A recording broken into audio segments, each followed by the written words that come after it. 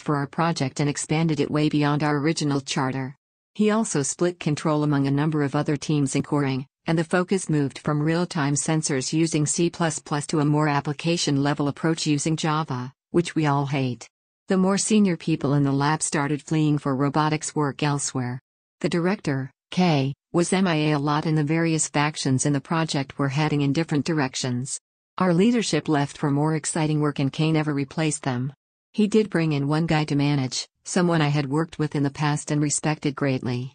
But on the first day, K sent the new manager in with bad news to deliver, with the new guy thinking that the team was already aware of the bad news. The team revolted, thinking the bad news, about funding and direction, was the idea of the new manager, and then the new manager was out.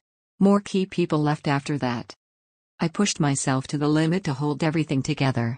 I'm more of an individual contributor, but I stepped up to fill the void.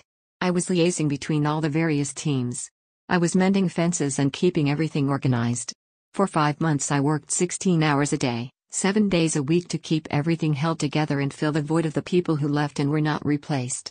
I was crawling through ductwork on the weekend with the flu, installing sensors. I was managing a team of Java programmers. I was organizing events and writing docs and building support libraries. I wasn't doing any of the cool real-time robotics stuff that I had signed up for. I let it be known that I could not continue at that pace much longer, and I was told to cut back, but the director was not getting the things done that needed to be done, so I pushed myself harder and harder. The final straw was when a project manager started using Agile on my team without consulting me first. I geared up to go to war with her, then backed off. The team seemed to like Agile. I was just miserable trying to hold everything together. So I quit. I don't think they took the resignation seriously. They asked if I were suicidal, and eventually the resignation turned into a 6-month medical leave. I have an accommodation for major depressive disorder. That happened just before the close of the performance cycle, so I did not go through peer review. I spent the 6 months trying to recover my sanity. During that time, the director, K, gave me a needs improvement for my performance review. Despite me having done his job for 6 months. This is a trick that some unethical managers/directors will use to keep people from leaving their team. The thinking is that no other team will accept a transfer of someone with a knee performance rating. I found out later that this meant I would get no equity compensation for the entire year, which was usually $250,000 for me. This was a violation of my mental health accommodation, penalizing me for taking time off for my sanity, and my wife wanted to file a lawsuit, but I was faithful to Google and didn't want to sue them for the actions of one backstabbing weasel. Edit: my wife merely said we could sue Google, but suggested that we file a complaint with Google instead, since it's against the rules to give someone a knee without informing them first and giving them a chance to react, especially someone with an accommodation. I did give the director unsolicited feedback on his next performance review, pointing out his absence and lack of leadership and noting several other people who had gotten knees and low perf scores despite being highly regarded by their peers. I called up my old team, the one I first started with at Google, and asked if they would take me back. I said I had a knee. They said they didn't care. So, I was back in business, sans $250,000 conv. But my spirit was broken. I tried and tried, but I just couldn't perform up to my previous level. I felt a lot of shame about that.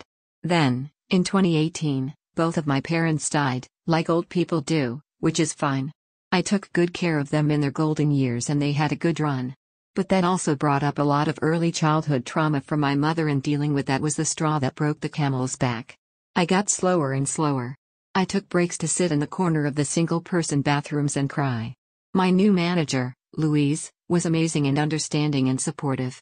One day I said I needed to fire myself and give my desk to someone who could better help the team.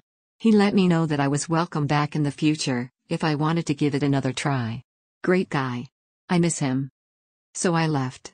I could have phoned it in for a few years and made at least $300,000 a year while vesting, but I do love Google and that seemed unethical.